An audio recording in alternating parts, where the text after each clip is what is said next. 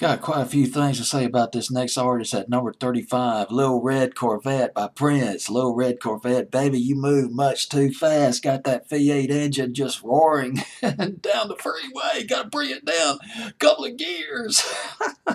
Oh my goodness. Prince, Lil Red Corvette. He had a lot of swag. Prince did.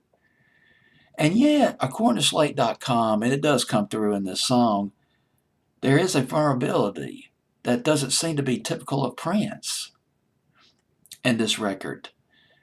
A fear, and this is according to Slate.com, part of their quote about this record, a fear, a vulnerability, an ambivalence about casual sex.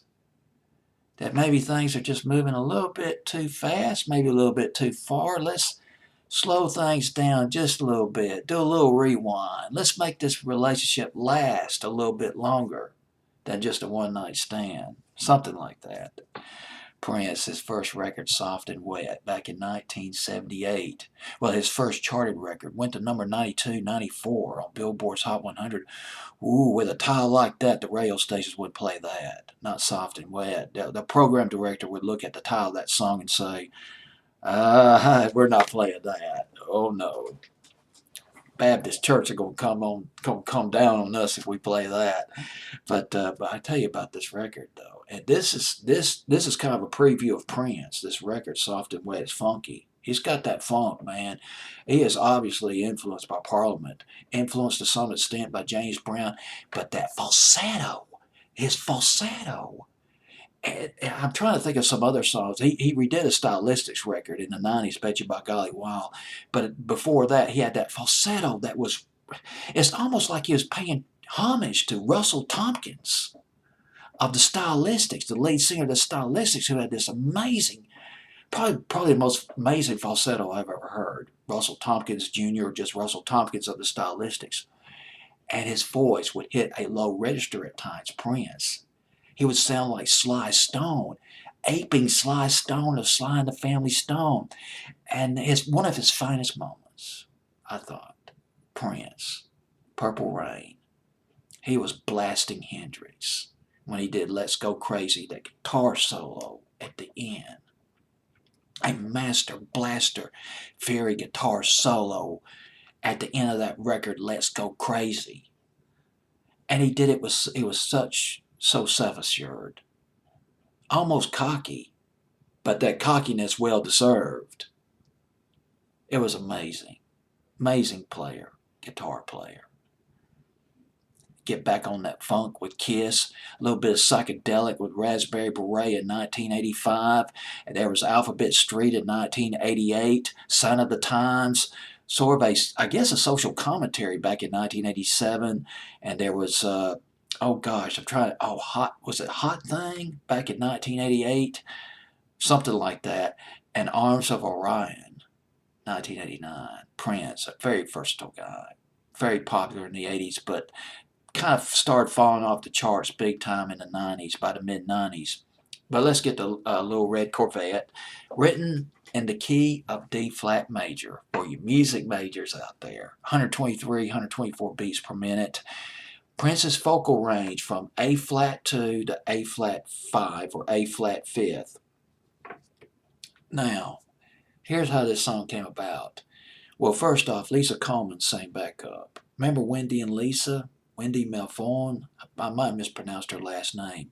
Lisa, the keyboard player, singing backup on this record along with Daz Dickerson, one of the early members of Prince and the Revolution. He played with them for a couple of years, maybe several years. Guitar solo by Daz Dickerson, considered one of the best guitar solos, as ranked by Guitar World. Lisa Coleman. Now here's how this song came about. I'm trying to wrap my mind around this. Lisa Coleman, she drove a pink Mercury Montclair Beretta. And if I'm not mistaken, it is vintage. The Montclairs were made between 1955 and 1957. God, it must have been a beautiful car. God. Well, all-night recording session. Prince was bone tired. I mean, he was just gone.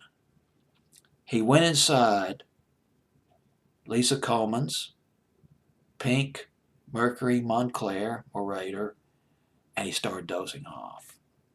He'd wake up and he'd doze off again. He'd doze off and wake up, doze off, yeah, and then wake up. And while that was happening, he was coming up with lyrics to Little Red Corvette. A little bit here, a little bit there, and he had the whole song down later on. Little Red Corvette, while he was catnapping.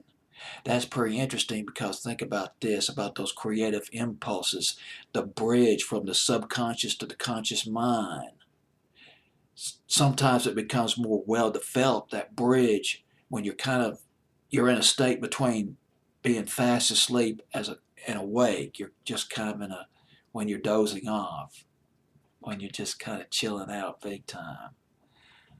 And the lyrics came to him. He finished it without writing it down. I think I got that on my notes. Song did very well. It was his first top 10 hit. It was indeed. Went to number 6. In England, it did even better. Went to number 2 in Britain. And number 8 in Australia. And at number 35 on my fantasy playlist. But it's on its way to the top 10. Prince, Little Red Corvette at number 35 on my fantasy playlist, March 18th, 1983.